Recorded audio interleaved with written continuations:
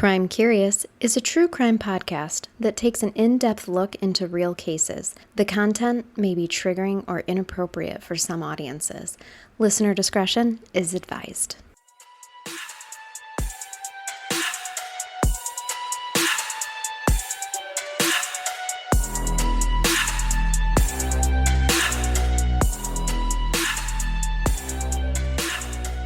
Welcome to Crime Curious. I'm Charnell. And I'm Megan. And welcome to October. It is Shocktober It for is us. Shocktober for Crime Curious. We're going to bring you cases, but we're going to also bring you a little bit of spooky stuff. Yeah, a little bit of diving into the spooky and paranormal at our listeners' requests. Yes. Yep. Because we know you don't like horror. I don't. You guys know that the whole month of October, I sit shaking in my boots most of the time. Right. She's quivering now. She's wrapped up in a blanket, but she is rocking a fabulous new do. I am. You went dark. You look like fall. Thank you. Yeah, you've got the love auburn. fall. But I'm a little bit concerned that, are you leaving? Are you leaving, fleeing the country? Am I wanted by the FBI? Are you? I'm not sure, but I did drastically change my appearance. So Should I take a head count in your house? Just make sure everyone's accounted for. My husband is still alive. In all fairness, I saw him on my way in. That's right. He looked okay. But my He was shaking too, though. My hairstylist was like, "Oh, drastic change." I'm like, "Don't worry, I'm not wanted by the FBI. I'm not fleeing." And you're triple, instead of BBC, we're at BBB. You're bringing bangs back. I am bringing the bangs back, love baby. I love it. It looks great. Thank you. I've gotten some good feedback on the bangs, so I think I'll let them stay for a little while. For like the 3 seconds before my hair grows too much and they grow out. Those of you that feel inclined to only leave a 1 or 2 star review, make it about Charnel's bangs and not the podcast. Yes. That bitch talked about her bangs for 30 minutes. How dare she? This is not a beauty contest. Or is it? If it is, we're pretty hot podcasters. I mean, I've been working on it. You've been working on your butt and I've been working on my thighs. So between the two of us, we're gonna look wonderful from the waist down. Right. Or we're going to be able to murder people with our lower extremities. Death by ass. It could be worse. It could. What have you got here, babe? Hey guys, I've got my 17-year-old piecing me out as I'm shaking the kangaroo scrotum. Yeah, nothing like watching your mom handle a scrotum while you leave. That's right. Have a good day, baby. Oh, and he brought a new female friend. Hi. Hi, female friend. I'm Charnell. This is my friend Megan. And this is the sack. And you want to touch it? She petted it. Hey. She's a keeper. Jacob, who is this? This is Elizabeth. Hello, Hi, Elizabeth. You're on the podcast now. You're famous. That's right. Whether you want to be or not. Jacob is going to kill me later. Yes, well, that is how you introduce yourself? Is Jacob on the Patreon? Does he pay for it? No. Okay, well, you're not going to hear it, Jacob, but your friends This might. isn't a Patreon only episode. This is for the general public. Oh, shit. Good luck, Jacob. Bye, guys. And you guys, that was real life right there. This is why we don't edit some of this shit. That's right. I literally just met a very beautiful girl that just walked she's in. lovely. But in all fairness, your son is a very nice looking kid. So he is pretty handsome. Yeah. Can I stroke this for a minute? Of course then? you can. Give it a little shake. Give it. All right. It's the sound of good luck right there as we record. Nothing popped out either. Unlike my bra when I do jumping jacks. Oh, fuck. Welcome to Crime Curious. So let's get on with this. This case is gnarly, so I appreciate our little lightheartedness in the beginning as we jump in. You're all welcome. Yeah. So I'm going to take y'all to the morning of October 30th, 2015, which is only, as we record this, it's October 2nd. So yeah, this happened. This is just what, then 7 years ago? Yeah. Yes, it's a very recent case. So we are in Chillicothe, Ohio. All right. How far is that from us, by the way? You know, I didn't look it up. I'm going to look it up while you're talking. We I want to know. literally are next door neighbors to Ohio, so it can't be that far. Ohio, it takes like 5 hours to get through the whole state of Ohio from where we're at. How far away is it? 4 hours and 20 minutes. Hey! So it's damn near to the bottom of Ohio. So here it is, October 13th, 2015 in Chillicothe, Ohio. It was like any other brisk Ohio morning. A jogger runs by and notices that someone had attempted to decorate the local electric company's fence that was actually had just been constructed with a mannequin And as they run by, they think nothing of it. Oh, God, I don't like where it's going. It is October, Megan. I already know it's not a mannequin, Charnell. It's never a fucking mannequin. I know. Except for the sometimes when it's a mannequin. A man named Todd McKinney. It was actually his company that was installing that fence. And he had arrived the morning of October 13th, 2015, to collect the equipment that was used to install the fence. He and his crew did notice what they thought was a Halloween decoration, and they believed that it looked like someone had poured red paint all over it. Ugh, it's not paint. No. The crew then noticed that the decoration was actually damaging the new fence, so they decided that they should probably remove it since they did just install this thing for the company. Your Halloween costume, or I'm sorry, your Halloween decoration is adorable, but it's impeding, the utilities. It is. Yep. So they go about removing it and dislodging it. What they thought was a decoration was actually caught and hanging from the sweatshirt that it was wearing. Oh. And so nobody dresses a Halloween decoration in a sweatshirt, Charnell. No, definitely not. Sweatshirt. Did it say Ohio jeans. State on it? I don't know. Okay. I'm not sure what it said, but it was a sweatshirt and jeans. All right. What they thought was a decoration was hanging about 2 feet off the ground.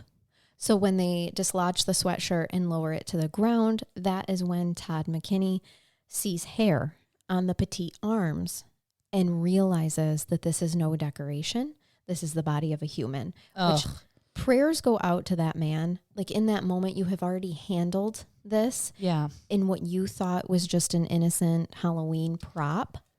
And then you realize you have just touched and removed a dead body. That had to have been awful for him and the other crew members. I agree. Can you imagine that point? Because you know that most of those mannequins don't go to the extent of having human hair placed on the arms. Right. I've never seen one like that. No. And so he just realized that he touched it. Was he touching the arm?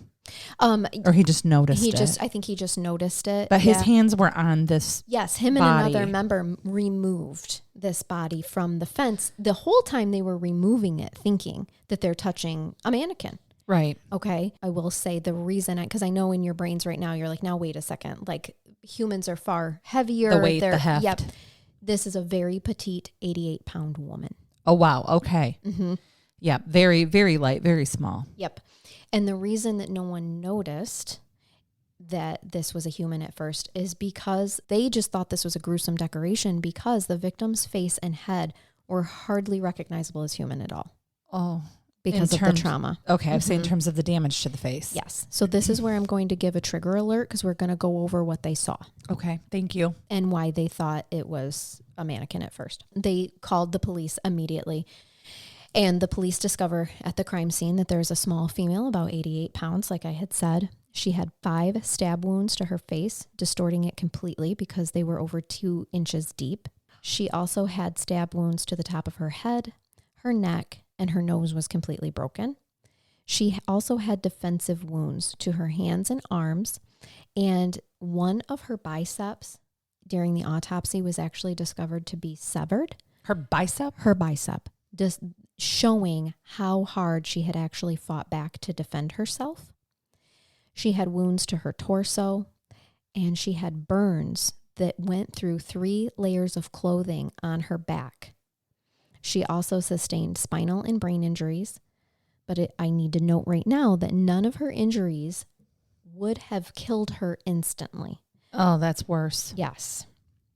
So it's thought that she got caught in the fence by her sweatshirt and then left there to die while she was trying to flee her abusers.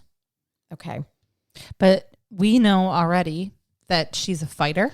Yep. So when we find out who this victim is, and I'm assuming we'll get there, whoever this young lady was a fighter, and she fought every freaking step of the way. She did the entire time for her life at 88 pounds. Yep. I love her already. Yep. Rest in peace, but love her already. There was a rock the size of a grapefruit with blood evidence on it. And I know that may not sound that large, but when you really think about it, that's going to do some damage to a petite head, to any head really, with enough force. So they find this rock, it had blood on it, and they also find a blood trail leading from the rock to the fence where the victim was hanging by her sweatshirt. Around the scene, they also found a purse, cigarettes, other typical purse paraphernalia that you're going to find. Sure. But they also found an ID in the purse of a woman named Rebecca Cade. And she is our victim today. So this takes place, as I said earlier, in Chillicothe, Ohio in 2015, which happened to happen right in the middle, it's like smack dab in the middle of a frenzy where 6 women had recently been discovered and or disappearing. But these women were involved in drug and sex work. And so Rebecca Cade was murdered right after, I believe another woman, a 6th woman had went missing. And she was not known to be in the sex trade at all. Or to have any substance abuse issues. She was known to be struggling at the time of her death with drug addiction. All right. That's unfortunate. So they do not think that Rebecca's case is connected with the other 6 women because it appeared as though the other 6 women who were targeted were sex workers. See, I'm bothered already, though, because Chillicothe, Ohio is not like a thriving metropolis. No. It has like 21,000 residents. Yeah, which is half the size of our whole county, and ours is not large. And so you have these other women who've been killed, murdered here. Yeah.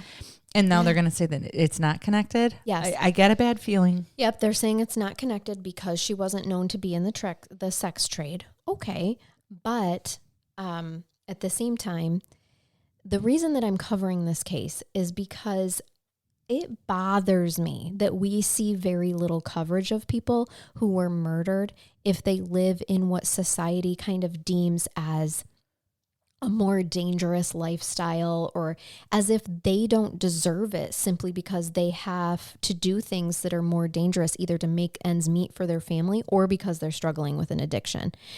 There's a lot of professions that I want to point out that are more dangerous than others, right? Absolutely. And if one of them were murdered or went missing, we would give them the normal amount of media coverage.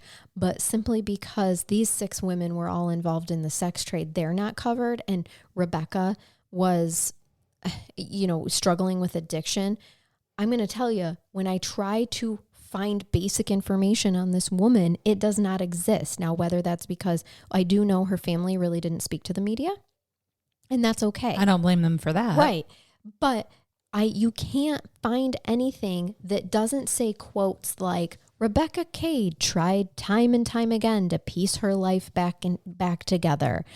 Friends would offer to help. Family would take her in. And every now and then when she'd get arrested or tossed in jail for a few hours on some minor charge, those who knew her best thought maybe she'd stay sober this time, but she never could make it stick. Okay, that's someone who is struggling with addiction. It sure is. It's a classic definition. But there's more to this woman than that. She was a mother. She had a 15-month-old son. Oh, young. Yes, his name was Brian. She was not caring for Brian because she was in the middle of struggling with her addiction. Okay, so appropriately so, she wasn't caring for this child. Do we know if he was in foster care or was her family caring for him? He was with the father of Brian. Yeah. His sister. Okay, great. So that's a family placement, or she placed him with her voluntarily even. I get the impression that maybe she did, that she placed him because she still had contact with Brian. The aunt who was caring for Brian's name is Denise Hughes. Denise did speak to the media a little bit, but she would say that, when she was sober, she would come and buy diapers and food for Brian. She would come and spend time with him. She didn't have a vehicle. Sure. Okay. She was homeless at the time of her murder, but she would come to Denise's house and they would go on runs. Denise would drive her and they would go and buy formula, buy diapers that she would pay for her son to try to contribute. Good for her. So I feel like if this was a placement by the state of Ohio to Denise, that contact would not be allowed necessarily while she's not fully sober. 100% agree based off of our experience. Yes, here in Michigan. But people need to realize that if you have a substance abuse issue, if you are an addict and you make appropriate placement arrangements for your child, the state does not necessarily get involved. There's no reason to. Nope, exactly. You've provided a safe spot for your child while you're in active addiction. Yep. And that looks like what this may be. That's what it felt like to me. Yeah, I think you're reading it right. It's a good gut feeling. That she was trying, trying to appropriately care for her. Denise went to the hospital when Brian was born. Brian did suffer from significant fetal alcohol syndrome symptoms. Okay. So those issues were prevalent right from the hospital. Denise actually had Rebecca come home with Brian, and she tried to care for him for a few weeks, but then, went on a bender. This is essentially. sad. Mm-hmm. So do we believe alcohol was her substance of choice then? I believe so, but it is never stated. Okay. We don't know. I think it was a combination of Well, the both withdrawal drugs and symptoms, alcohol. that you see like that indicate a number of things to me. But if they believe specifically fetal alcohol syndrome, then that would be alcohol. It's just obviously you and I are aware that could be opiates as well. Yeah. Very specifically because they look similar in terms of the shaking and such that they do. Right.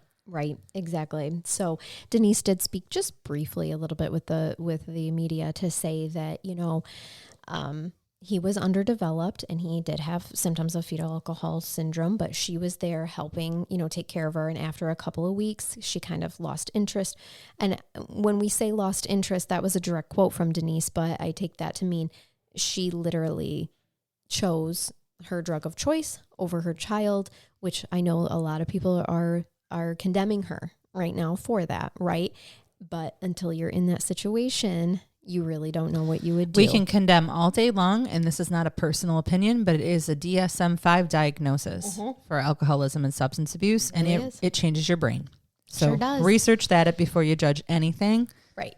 Yep. As I have had to do. And I like that actually through all of this, I mean, Denise is raising her child and whatnot. I have a really good quote from her at the end of this. Oh, good. I like so that really made me like Denise in terms of like she gets this. So I'm going to take you to October 12th, 2015. If you remember from just a few minutes ago when I said her body was found October 13th.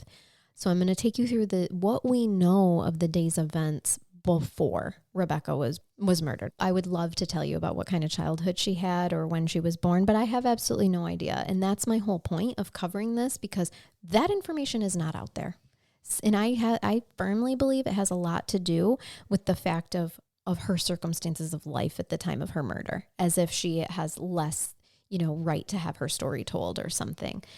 So what we know is that Rebecca and company, okay, I never really saw friends be used here, but I know Rebecca was attending a bonfire where there were a lot of drugs. There was a lot of alcohol being consumed at this bonfire.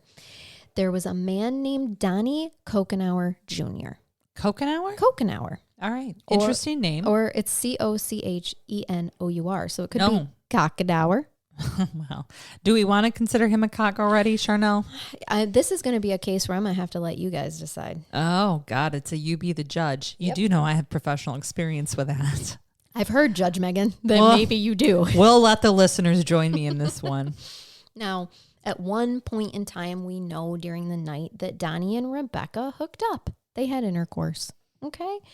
Witnesses. If you've never been to a fall bonfire, these things happen. They do. If you've never had intercourse at a fall bonfire in the middle of a cornfield, you're missing out. You're missing out, Midwest people. That's right. This is how you spend your Saturday nights, people. There's nothing else to do, Charnell. I know. You're telling me I live here too. And also, you should all come to a bonfire with Charnell and I, apparently. This is why we're friends.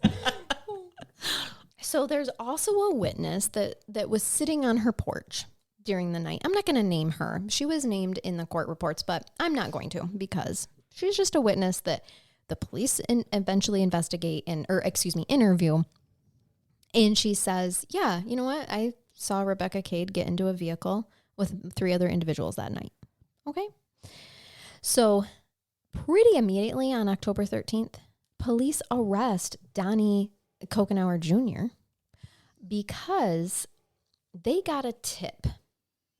And they got a tip that from Donnie's sister, Lisa Frost, that said that Donnie had come to her house, which is only 400 yards from where her body was found. She said that he was bloody, that he was covered in mud, and he needed to shower. He asked her to then throw his clothing away in a dumpster that she bagged up, and she did throw away. Good for you, Lisa, because that's just not normal. Right. So the police come, they collect the clothing that was discarded. I'll tell you, the jeans tested positive for Rebecca's blood. I'm sure. Yeah. The shirt that was so Donnie was said to, after showering off, he apparently wiped himself with a shirt. Now, they collected that as well, and there was DNA on it that tested positive for Rebecca's blood. But there was also male DNA that was not Donnie. On Rebecca? No, or on his sweatshirt? On this shirt that Donnie was said to have toweled off with. Which, okay, that says to me, Lisa probably had an extra shirt lying around that belonged to some other male. Oh, that's a distinct possibility. Right. Or here's this that he wasn't alone. Right. Here's this dude's shirt, towel off. So we've got unknown male DNA. All right. We've got on this toweled off shirt, we have Rebecca's DNA. And all the reports that I could find said Donnie's DNA was not excluded from this shirt, which means there was Donnie's DNA correct on it as well, which he toweled off with it. So there should be. So at this time, as I had said, Donnie was homeless. Rebecca was homeless at the time that he was arrested. He was arrested without incident, even though he actually had the police were very familiar with him. He had 21 prior arrests, usually for misdemeanor charges, drugs, alcohol. Some people collect unicorns. Some mugshots. Right. Yeah. He did have a 2nd-degree resisting arrest charge. Okay, so that's your felony level. Mm-hmm. Similar to ours, it's 2 year. So it's a felony, but it's just barely. Yep. So he did some time for that. Yeah, usually they don't like it when you assault police officers. No. It's frowned upon. But in this instance, he did not resist arrest. He went peacefully. He did have to undergo 4 different psychological assessments to ensure that he was okay to stand trial, and a judge did determine that he was. I have questions. That he can stand trial. You may not be able to answer them based on the information you have, but do you know that in order to even get a judge to order a forensic for mental on that, the defense attorney at least, or the prosecutor, it could be anybody, but usually the defense attorney has to be able to articulate that something in their conversation has caused them to believe that this person may not be competent and or criminally responsible. So something was articulated at some point in time that caused somebody, I'm going to say defense attorney, to believe that there was a concern with this young man. It was his defense attorney. Okay. Mm-hmm. Yeah. So, but he was sent to the forensic center then? Yeah, it took... The trial couldn't start for 18 months. No, it doesn't. Yeah. Do you know, I have people right now waiting to get in the forensic center, and it's at least a 6-month wait. Yeah. Just for them to be transferred. Right. So it's crazy, and that's true. He went through 4 different evaluations. Wow. Okay. Yep, to determine this. Now, what he told the police, and they did put him on the stand during his trial. You have a right not to, but a lot of defense tactics would show that that's good for their case. They put him on there, and what he told police and what he testified to is that, and so this is all we know, guys. We do know he admitted that he did have sex with Rebecca, okay, that night. Sure. Explains the DNA, not necessarily the blood. Well, he then admitted that the two did argue near a railroad trestle that was very close to where her body was found. He said that she bit him, and so he hit her. Okay. Why'd she bite you? Well, that was my next question. Biting's usually defensive, Charnell. Yep. And we know she had a lot of defensive wounds. Rebecca fought for her life. But Donnie said that they were at the bonfire. There was a lot of fighting, a lot of drugs and alcohol being consumed. And that honestly, he really doesn't know what happened to her after that. But that there were a lot of people at that bonfire that would have reason to want her dead. Wow. Yep. Well, spill it all, Donnie. Yeah. No Give kidding. us the reasons. During the trial, the defense had several people from that bonfire testify that there was heavy drinking and heavy fighting and plenty of people that would want Rebecca dead. And they did testify to that, okay? One man whose name was Joseph recalled that although he had drank vodka heavily, and that he did admit he was in a fight. How his night ended was that he was in a fight that knocked him unconscious. Oh. Yeah. Well, that's a pretty good way to not have to testify, I wasn't aware. Well, he did testify because he testified that prior to Well, he doesn't have a recollection, though. He says prior to this fight, he remembers seeing Rebecca Cade leave through an alley and a woman following her, pin her to the ground and start beating her. A woman? A woman. But then after that, he was in his vodka haze, and then his night was gone because he got punched unconscious. Hell of a night. Bummer, buddy. Yeah, it sounds like one crazy fucking night. Doesn't necessarily sound like a star witness to me either. I would poke so many holes in that, by the way. Right.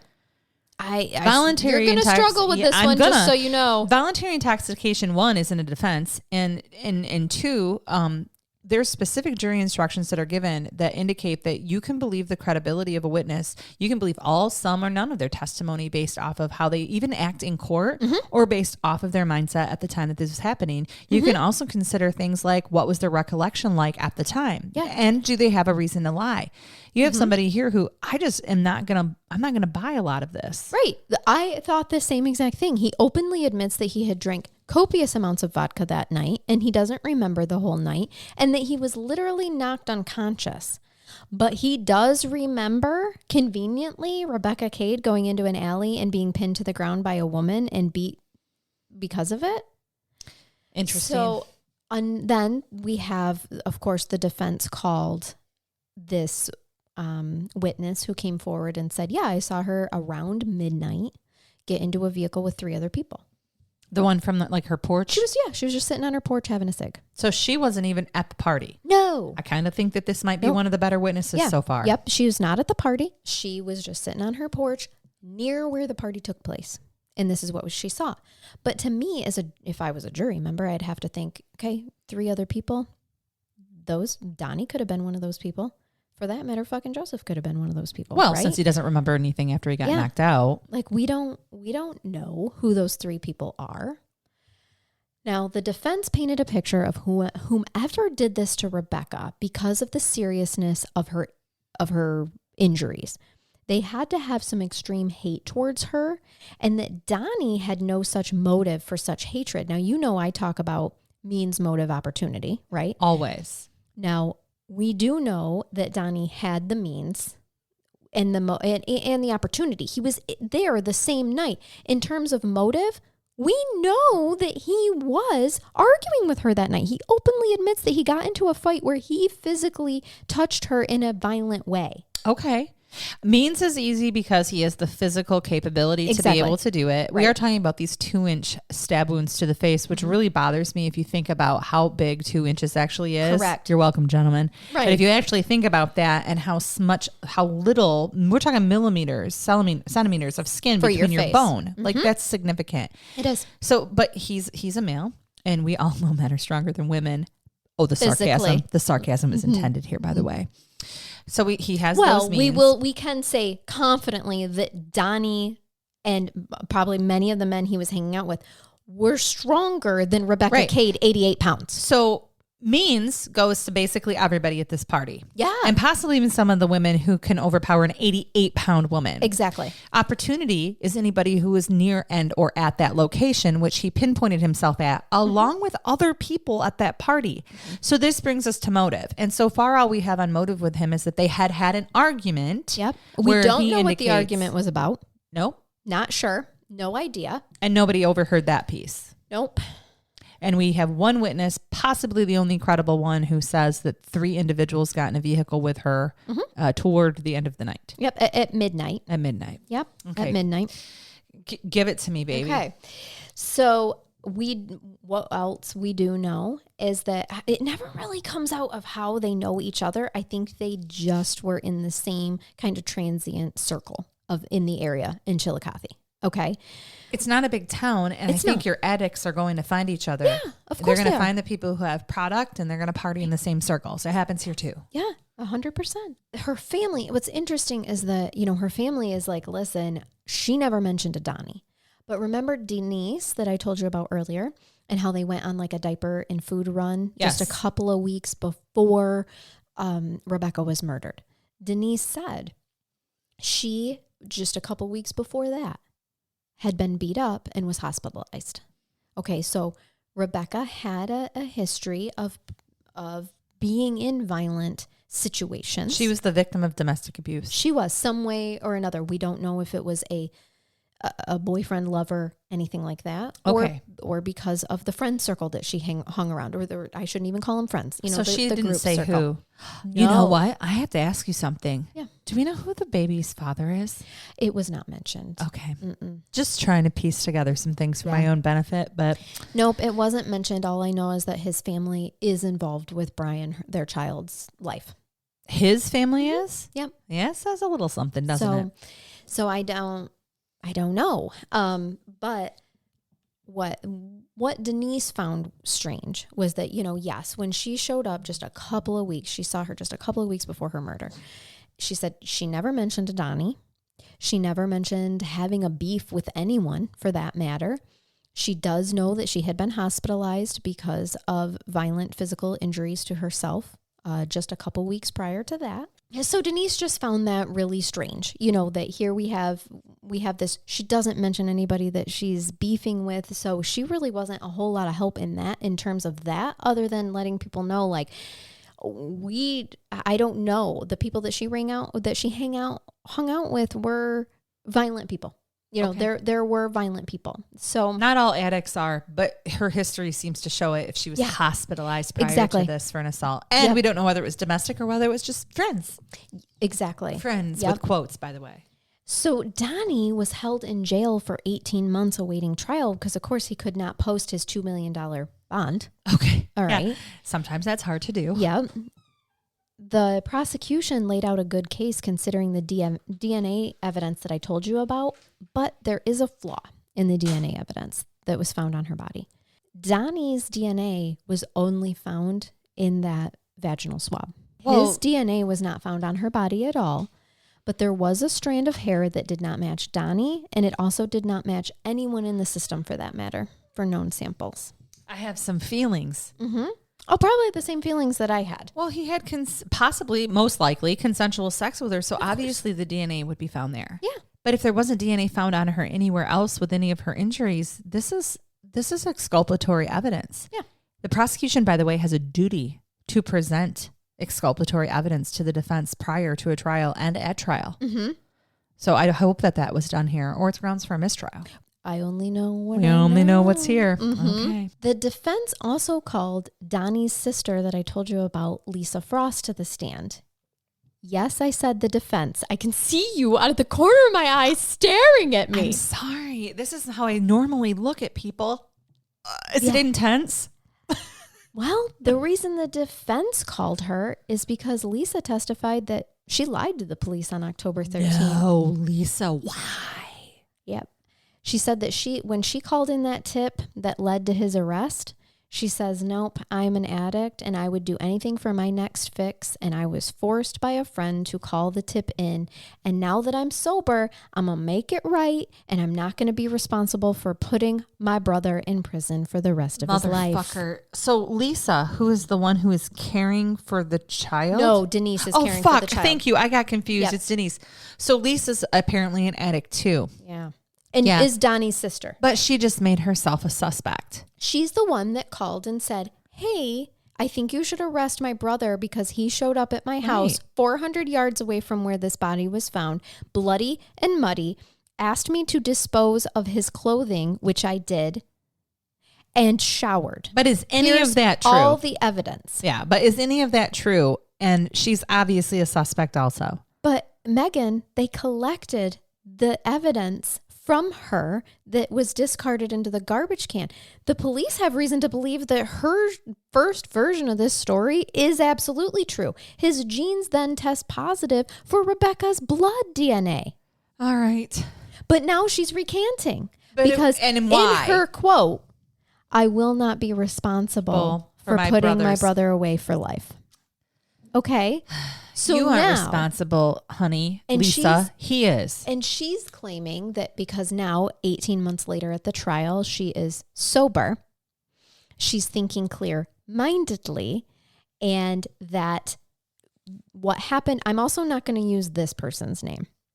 There is a friend that Lisa called the night that this happened, and it is noted that she did sound pretty excitable to where the friend is like, I don't know, maybe Lisa was involved, as you were suspecting a minute ago.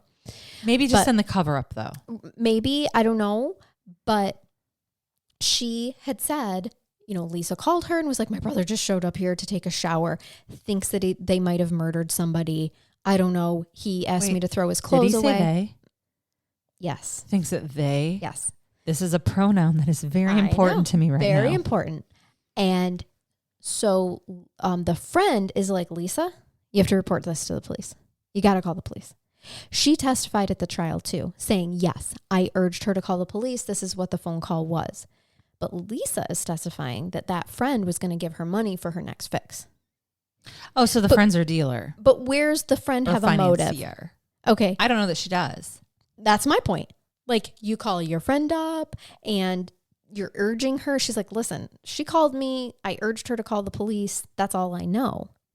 And Lisa's like, no. She's going to give me so I needed my next fix. Bullshit, Lisa. She's where I got my money from. Bullshit, Lisa. You don't call your drug dealer to get advice. You call your drug dealer to get drugs. I call Charnell when I say, so this bad thing happened to me. What do you suggest that I do?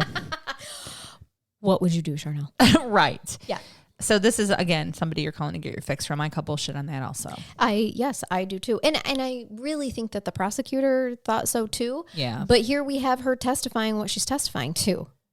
So the jury is hearing that, right? There's a lot of back and forth with the jury that we've got to consider here. And once the case was handed over to them with those, I have pulled out the important information here. They took 3 hours to deliberate, and then they were excused for the night. Sure. Okay. You can only go so long. Yep. Gotta let people sleep. The next day, deliberations continued, and around lunchtime, they told Commons plea judge Michael that they were deadlocked and they couldn't reach a unanimous decision. So he's like, you know what? Why don't you guys order lunch and just continue to talk and see where we're at? This is absolutely 100% typical as to what I would do when my jury currently appears to be hung. Mm-hmm. It's 5:20 p.m. and they tell the judge that they had reached a verdict. Oh, so they have lunch. They do. Which we allow. Yep. And then another 5 hours go by. Mm-hmm. Okay. And it's 5:20, so it's right before the end of the day. They've suddenly reached a verdict. And that verdict for Donnie Kokenauer Jr. was not guilty. All right. I wish I could tell you that I was shocked, Charnell. Yeah. But I'm not, because you poked holes in this going through. Right. Especially with the DNA. And so for the jury, they saw those holes and they couldn't convict a man to life. It's beyond a reasonable doubt. It is. That is what the jury has to go on. Beyond a reasonable doubt that this man did this. Did he have means, motive, and opportunity? Yep, he sure did. But the problem is that the defense laid out such a strong case for the fact that there are many other people who also had means, motive, and opportunity. When I give a jury instruction on reasonable doubt, I explain to them that it's not beyond all possible doubt, but a doubt using reason and common sense. Mm-hmm. And so when you explain it to them that way, and I believe most states are the same, they could find out reasonable doubt there, in my opinion. Right. Yeah. We may not like it, but yeah. No, because it seems highly probable, right? I mean, it really, really does. It is. And you just laid that out there perfectly. If this was a probable cause hearing, if this was a preliminary examination to get it up to the felony level to send it on, that is a probable cause standard. And it would make it through there. Yeah. But once you're beyond and you get it past clear and convincing and into beyond a reasonable doubt, I can see why the jury did this, whether we like it or not. Right. Because there are other people apparently in her life that wanted harm to come her way, probably because of the situation that her life was in at the time, okay, which is not great. She wasn't in her best place, for sure. No, I do hope the prosecution, and they probably did focus heavily on the fact that where she was found was not far from his home. Well, he didn't have a home. He was homeless. Well, I'm sorry. Far from where his sister's where home. he was going to 400 stay. yards. Yeah, my apologies. But yeah, this is super close. That should have been focused on so much. Not only that, but the railroad tracks where he openly admits they engaged in their fight were those was very close. Okay. It was within yards as well. And I think it matters which side it happened on. So say you're heading in a northward direction. were the railroad tracks south of where she was found on the fence, like this was a progression. What I know is that I see what you're saying. The fence that she was found on was on a dead end road. She had no choice but to go over the fence, is my understanding, that had recently just been constructed. Right, as we know. So she purposefully went and or was led down a dead end road. So it may have been yards, 400, Yes. from where his sister lived. Yep. Yeah. I know. Yeah. Reasonable doubt is starting to sound a little less likely here, but this was the jury's decision. It was. Now, Rebecca's family would not comment to any of the media at the trial, and I don't blame them. Also, her mom was excused from the court prior to, it was actually during the trial phase, because she was quoted as having having caused a scene in the hallway in front of the jury. And I mean, I don't blame her. This woman is hurting. You know, she lost her baby. So she wasn't permitted back into the court. The judge did describe, after the verdict was read, he described to the jury that this case was a very difficult one. The defense attorney, all he did was pat his client on the back like just a couple times, like, attaboy, here we go. There have been no further arrests in this case. But I do want to end the case with words of Brian's aunt, who is caring for her, Denise Hughes, that I had talked about earlier. She said, Rebecca did not deserve what happened to her. She was always running the streets and always doing the drugs, but she had people who loved her, and I hope she knew that. That's so sad. I know. Sorry, didn't mean to break everybody. No, it's okay. But I appreciated that Denise was like, listen, and I may not love the words she used, always running the streets and always doing the drugs, but she was honest. She was, and I come from a social work perspective where I would say, you know, she was clearly struggling with her addiction and not making the best choices for herself at the time, but it doesn't matter. She didn't deserve this. But I loved that she said, I hope she knew that she had people that loved her. This case is incredibly hard. So one, we have no conviction. It didn't end in one. No, and there still aren't any arrests in this case. You know why? Because you probably have the person who needed to have been arrested and he was acquitted. Yeah. And that happens. We can all think of cases, even famous ones, possibly ones involving football players, where the person was acquitted, even though in a civil suit, for example, they would lose because there's a different burden of proof. So these cases are sad because it's not an open case anymore. I mean, technically it's not. And they're ended in an acquittal, and you know most likely who the person was that did it, but they couldn't be proven beyond a reasonable doubt. And I'm going to say this too, because it's very easy to be judgmental of prosecutors, or even say that they messed up, right? Like we could have done better. Everybody could do better, by the way, in hindsight. And I will say this, I never actually found information where people felt that way. Good, I'm glad. Yeah. Because they took this case to trial and some don't. Right. You could have said there are too many loose ends. There are too many people unaccounted for. There's DNA that doesn't match here or that we can't exclude, or this person's DNA was only vaginal. It wasn't anywhere else. And they could have chosen not to take it to trial, but they did. And they let a jury decide. And again, you guys, it sucks, but whether we like it or not, this is the United States justice system. And this is how we have it set up. And he got acquitted. He did. Yeah. I feel so bad for her and her family. And you know who I really feel bad for? Her little baby. Her baby who will never know her. He was 15 months old at her death.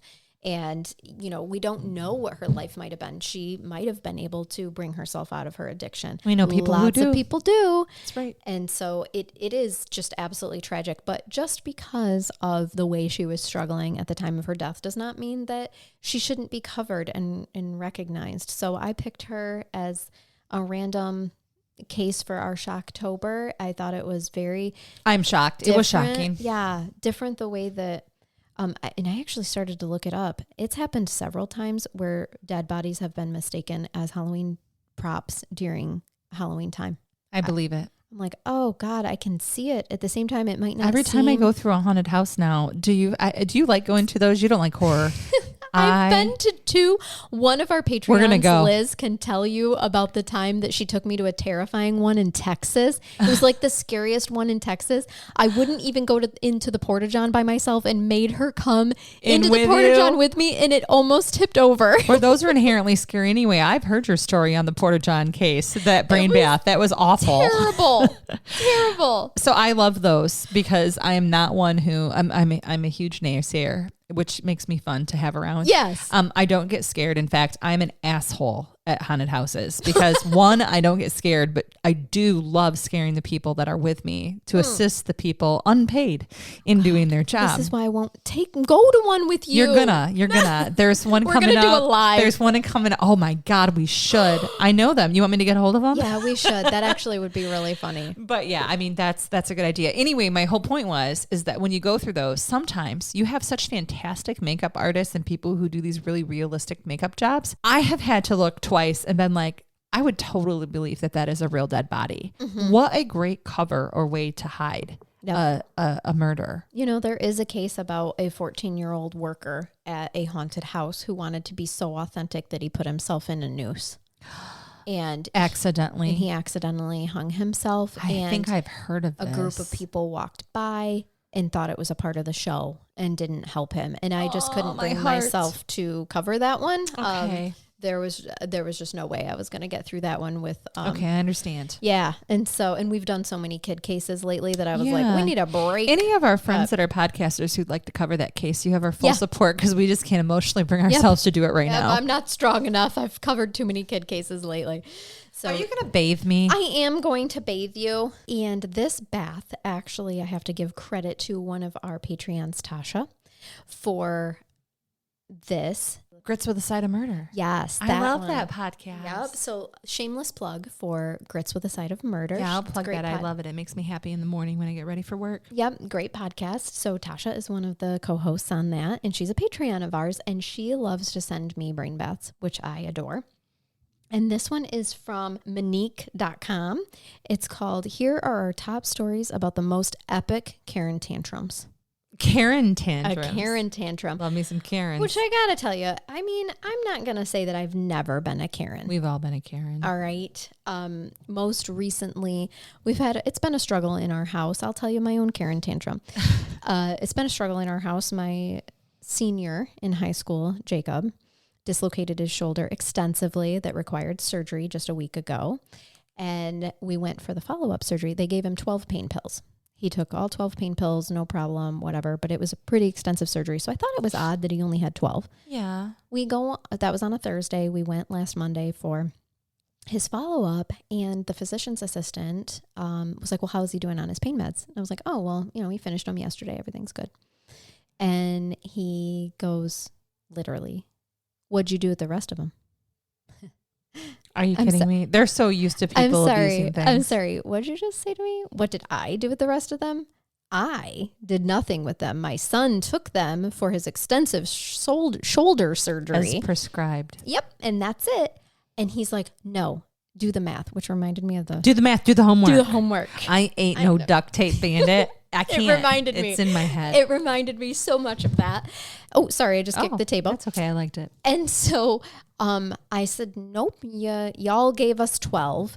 He's like, no, not for this surgery. This is, every 6 hours. He should have been given 28 pills, blah, blah, blah. I'm like, well, go check it, because no, he didn't. He got 12. That's what we filled. So he leaves the room, slams the door when he leaves the room, comes back in and says, well, isn't that just so weird? They only did give him 12. And I said, and now I'll accept my apology. Waiting. And I'm staring at him and he's staring at me. And I said, you just accused me of doing something with my child's opioids. I'll take my apology now. Amen, sister. And he goes, well, I mean, it was just the things that you were saying, the math wasn't adding up. And I said, oh, no, I know all about the math. Yeah, we do the math. Yeah. But see, my math ended at 12, the sum of. Right. You owe me an apology.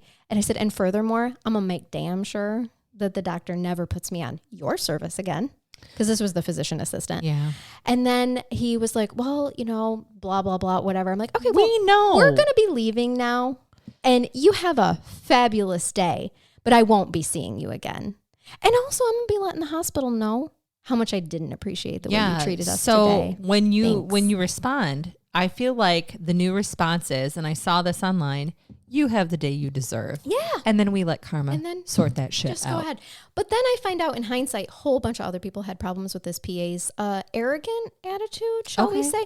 So I did file a complaint with the hospital of, and then I get it. Me too. We've worked so much, but that's not how you handle this. No, you verify first. You do. Go call the pharmacy. This stuff is so traceable now. It is. Before you just come at me. You come and say, in the room. What'd you do with knowing them? He would have come in the room and he would have known whether there were 27 or 12 pills prescribed. Yep. That is within their realm, their wheelhouse. Yep. They should and can and have access to know that. Yep. So before an accusation, you have the info. Right. Instead, he just jumped right to assumptions and literally looked me in the eye and said, "What did you do with the other pills?" I have Put so many your dick in your ass, man. I have so many smart ass answers for that. It was so bad. So I am not gonna sit here and give you this brain bath today and act like I've never been a Karen, but as most Karens probably do, feel like it was justified at the time. Tell me how these Karens felt justified, Charnell. So this was wrote in by a worker, a restaurant worker. He said, "As the new guy, I was given the task of opening up the restaurant. This means arranging tables and setting them up, stocking the bar and the waiters station, counting the register and confirming reservations for the day. Before anyone else on staff shows up to work, a loud knock comes at our locked front door. I go to see who's there, and 2 elderly women want to come in and be seated for service. I tell them we open at 11:30, and they weren't having it. They wanted to be seated now. They have a Groupon, which was set to expire, and they demanded service. They insisted our website stated we opened at 10:30. I told them we couldn't have people in the restaurant while we were setting up, but we'd be happy to care for them when we open. They asked me if I was a manager. I said no, and they replied how I look too stupid to be a manager. Oh my. They then proceeded to seat themselves in our outdoor patio area. Fine, they were out of my way, so I could proceed with my tasks. And the doors are locked and they're outside. Except they decided to start calling the restaurant. The phone would ring, I would go over to pick it up, and they would swear at me. I would hang up, and they would do it again. After the 3rd or 4th time, I just let the phone ring. The other older lady got up and just started pounding on the door to be let in while the other was on the phone letting it ring. What? How old are these women? They're described as older, which by a kid. So they were probably Our 38. At this point, the other waiter on schedule shows up and asks what's going on. I explain, and he goes out to tell them the same things that I did. And they give him the same treatment. 11:30 rolls around. The kitchen is up and ready for service, and we are ready for service. The 2 old ladies barge in and shove their Groupon in my coworker's face, to which he replies, "Ma'am, our establishment does not accept Groupons." Fucking amazing. Oh my God. If you had read the name and address of the restaurant the Groupon is attached to and compared it to the name of our restaurant on the front door that you've been pounding on for the past hour, you would have discovered that you're at the wrong restaurant. This is the best. This is karma. They slink off, but it doesn't end there. They went online and posted a bad review? Yeah. They posted a review about what a horrible restaurant experience they had, how we were infested with rats, and how we should all be fired. They never were in the restaurant. They weren't. What nasty little, That's not a possibly rat. middle-aged bitches. That's a tree squirrel. We don't That know. is a squirrel because you were outside. You were sitting on the outdoor patio. You were not allowed access An based off hour your behavior. early. Those are those bad reviews that I love when the restaurant responds to the bad review and breaks it all open like, ma'am, you weren't allowed in here. You had the bad restaurant. You had the wrong restaurant. We don't even accept Groupon. And that's not a rat. That's a squirrel. Right. Right? That is the best. We should do a whole brain bath episode for our Patreons. On bad reviews? We should. So much fun. Yes. I could read a couple of my own.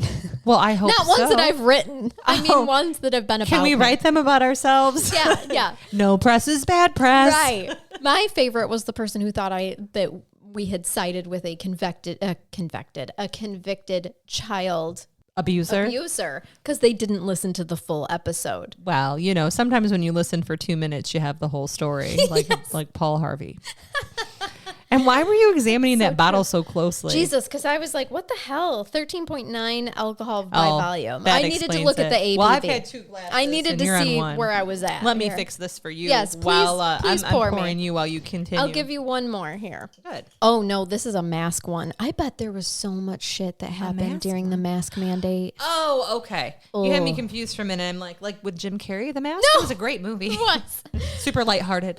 It says, with everything going on right now, masks are mandatory in our stores unless the person has a severe medical condition. Oh, I feel like I know where this is going. Right. With Corona active, the law is that masks are mandatory in all stores unless, of course, you have a severe medical condition. We have a fair share of people that come in just covering their mouth with their noses fully exposed. When I see them, I have to say, hi, how are you? Please make sure your mask is covering your nose. This male Karen, who I'll call Ken, comes to my register with his nose exposed, and I kindly remind him that covering his nose is necessary. He proceeds to tell me that he has asthma. I told him that would be a common courtesy to use at the self-checkout lane. Like, if you have asthma, can't cover your nose, go to the self-checkout lane. While I'm cashing him out, he is yelling about how he cannot breathe properly under his mask, and he will not stop. So he can't breathe, but he's breathing well enough to bitch about how he can't breathe. Oh, I love when people use asthma as an excuse. Yeah. Finally, I've had enough, and I have a long line with customers who are wearing their masks properly. And I tell him, do you see all these people? You think they're wearing a mask for enjoyment? They're being considerate of your health. The least you can do is show them the same consideration instead of being so entitled. He then changes the subject and says, I've seen employees many times without any masks. I've even seen you without a mask, and I have proof. You're lucky I haven't posted this on social media. Of course. I tell Ken, clearly this is so important to you, even though you can't seem to comprehend how to wear a mask properly. So post away. No one is stopping you. Then he is left speechless and is like, well, you have yourself a great day. And he leaves, and I hear him muttering some curse words on his way out. I've had enough of these fraudsters that try to pretend they have a medical condition that exempts them from a mask. I know he was lying because people who truly have those medical conditions don't act defensive. They just simply let us know. This Ken kept going on and on about how he has difficulty breathing, repeating the same things so many times. With the guy I had, he was acting very defensive, just as being advised that he should be using self-checkout. It's that entitled attitude. It's saying that he doesn't give care, that he's exposing himself. We have customers who have medical conditions, but they are very aware of their surroundings and use the self-checkout so they don't get too close to others, which is a good point that this writer raises. It's a great point. Only the people who are freaking out and being defensive are probably the ones without them. And being completely non-political here, because people who know me know my own opinions on this, but I don't even need to express one. This is just simple. This is the truth. It is a private business. Yeah. And they can make whatever rules they want. And you can either choose to follow their rules or don't. Shop there. Right. Easy. It's very easy. It is very easy. And so male Ken, Ken, which I like. Are male Karens Kens? I guess so. Okay. I would have called him a Matt. Or Jason. A Matt or a Jason, another very common name. We love our husbands so much. Right. And friend Jason, who doesn't fall in either of those categories. No, definitely not. Yeah. Yep. I feel like most of these are so restaurant oriented that I just want to, if you are working in a restaurant, in the restaurant industry, maybe even listening from your restaurant industry, we love you. We have respect for you. We know people are dicks. And I'm just so sorry. My 2 oldest are both involved heavily in the restaurant industry. My one that's in college, that's just like how she makes her means, right? Yeah, While she's in college, but my oldest, that's her career. And so she deals with that crap every day. Yeah. I mean, when I was in CPS, I got treated like crap daily. Of course. But I expect that because I'm meeting people at their worst. Yeah. Right? So every person who I deal with, I know is probably having the worst day of their life. Yeah. And they're going to react based off of how I treat them. Mm-hmm. So with me, it's always, things are always going to start off good for you. Yeah. Things are never going to take a turn unless you turn the steering wheel. Yeah. or fail to put the blinker You're driving on, this which bus, is unforgivable. baby. Yep. That's exactly where I'm at. Right. But people in the restaurant industry, like, we get that you're hungry, but there is no reason to treat people that way. No, it's frustrating. Majority of those stories are. This next one says, my mom used to run restaurants. My stepfather used to be a chef in a high-end restaurant, and he is the kind of guy who expects to be treated better than he is currently being treated, regardless of whatever that treatment is. They are not fun to go out to eat with. No. My wife and I pride ourselves on being a relief table when we go out to eat. Both of us have been servers, and there's always that counterpoint to the difficult table, which is us. Us. Yeah. Bearing horrible service or bad food, we are super easy customers. We tip well, and we try to have a good time with our server. Furthermore, we just treat people nicely. So if you can imagine our disdain when my parents act like they're royalty at a dinner service. I've been to dinner with people like this. It might be my family. My wife and I went out to dinner with them, and they were particularly tough. My mom was acting like she was Gordon Ramsay, analyzing the business, critiquing everything down to the amount of bubbles in her seltzer. She said, quote, What is it, a fucking bubble bath? what the hell? There are only 1,099 bubbles in this seltzer, and everyone knows a good seltzer has at least 1,100. She said, it looks like it's time to change the CO2. My stepdad was getting more and more heated over stupid things like the amount of ice in his drink and how the waitress didn't top off his water fast enough. He was barely sipping on it. It came to a head when my stepfather ordered a steak medium well. Nope. Oh, fuck the steaks. I won't eat steaks with people who work in the restaurant industry. Make them at home. And he says, and it came back medium well. Yeah. For some reason, he changed his mind that he wanted it medium rare while it was cooking, and they didn't read his mind. So he gave attitude, as did my mom. They jumped. I'm sorry. Did a chef just decide they wanted medium well instead of medium rare? Mm-hmm. That isn't a chef, sir. They wanted it medium rare, but he ordered it medium well. He fucked up when he ordered. Exactly. That's what happened. Yep. Because no real chef orders a medium well. Nope. They jumped really quickly to demanding free stuff. Oh. I'm an adult. This may be the first time they realized this. I interrupted them in front of the server and said something like, really? That is what you're doing? That is what you ordered. I turned to the server and said, we do not need anything comped. I then pulled out my wallet and handed my card and said, this is for the bill. We'll happily wrap up what we have here. I'm very sorry for their behavior. You're doing great. Shit, he said this in front of his parents? Yeah. Then I uttered the line that stung them so deeply they still bring it up years later. I said, quote, I was taught to treat people nicely, a lesson that seems to be forgotten. Thank you, end quote. Like, you guys taught me this. Yeah. And but you you're haven't not, taken you're your not own acting. advice. Yep. My parents turned red. The server walked away. I looked down and cut my steak and didn't say a word. They were so flabbergasted that the meal was virtually silent, except me asking my stepfather how his steak was a few minutes later. God bless you. That's just funny. Oh, I would God. do that. Yeah. I would never have to do that because my parents and in-laws are so freaking sweet. But in general, I would do that if I was out with somebody who embarrassed me like that. Yeah, I would too. I don't yell at or get annoyed with people in the service industry. Mm-mm. I might be annoyed with my situation and I can express that to them, but I'm always incredibly thankful because I know that it's not their fault what has happened. No. So, and you catch more flies with sugar, honey. You sure do. Always. Also, I don't want spit or jizz on my steak. I feel like if I eat here locally, it's probably bound to happen and I just have to be okay with it. But if I don't know and I'm still nice to people, I mean, there's kindness in that spit and jizz. Someday when I get to heaven, I'm going to ask the big guy. Just tell me how many times I ate somebody's spit or jizz and didn't know it. And I feel like... And he's going to be like, 532. And it had nothing to do with you. They were having a bad day. Right. So that's why you're allowed into heaven. You have a bad day, and that gives you a right to purposely ejaculate into somebody's mashed potatoes? I've heard stories. It's happened. Has nothing to do with the customer and everything to do with how their personal day was going. And with that being said, I hope none of you are eating out tonight. No kidding. And that's all, folks. Have a great day. Bye-bye. Don't have cream with your coffee. Oh God. All right. We'll talk to y'all next time.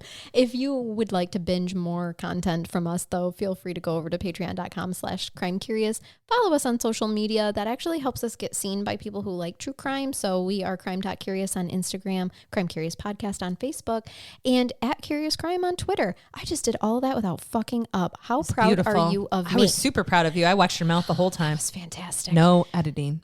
Nope, none here. All right, you guys. We hope you keep it curious. And until next time, Bye-bye.